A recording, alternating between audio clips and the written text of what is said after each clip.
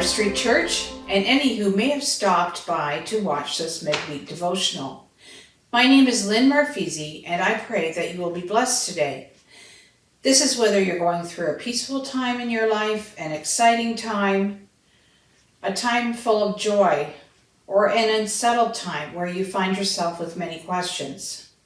Remember that God is always there to meet you where you are at.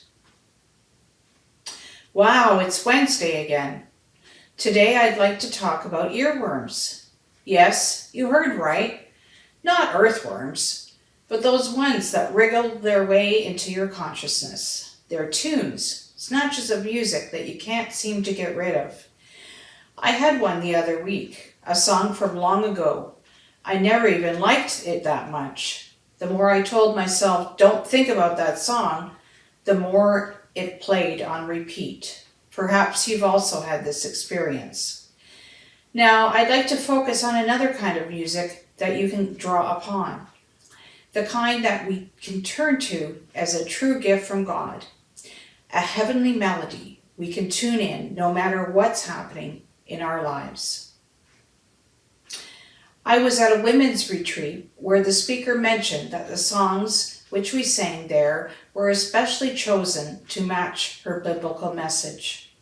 She said that we should pay attention to the ones we found ourselves singing and humming during our week ahead.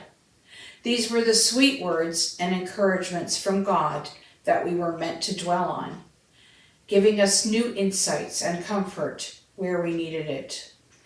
And she was right. It's amazing how God cares for each one of us individually.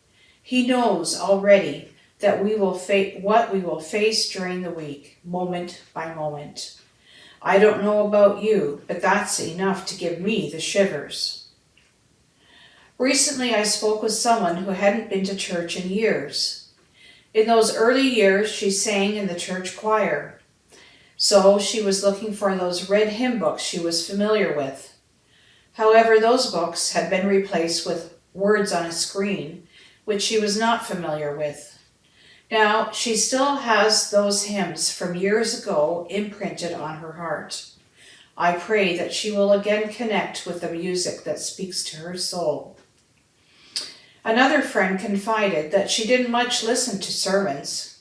To her, the time of music at church was the only thing that really spoke to her. Does this mean that we should only keep the good old hymns, never sing some of the newer worship songs? Absolutely not. Let's take a beloved hymn, Great is Thy Faithfulness. Perhaps even my mentioning its name has got you starting to hum it. Written by William Chisholm in 1923, this hymn has become a standard. It was brought to wide audiences by George Beverly Shea during Billy Graham crusades to millions of people. He was inspired to write it based on the words of Lamentations 3, verse 22 and 23, which reads, "The steadfast love of the Lord never ceases. His mercies never come to an end. They are new every morning. Great is thy faithfulness." And these words came from a man who suffered ill health most of his life of 92 years. He lived in poverty, unable to work. Yet he wrote more than 1,200 poems.